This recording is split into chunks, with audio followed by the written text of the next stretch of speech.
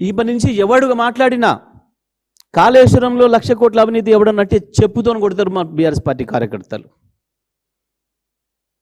ఇవాళ వచ్చిన తీర్పు అదే పద్ధతిలో ఉంది.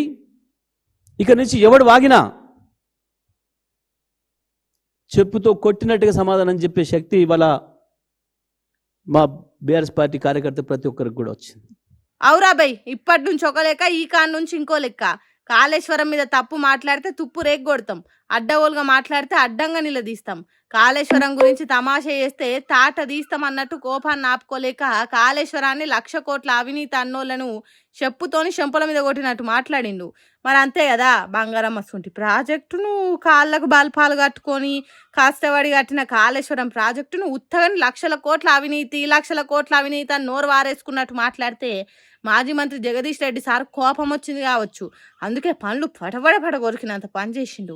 కాళేశ్వరం మీద వేసిన పీసీ ఘోష్ కమిషన్ చెల్లదని కోర్టు చెప్పింది.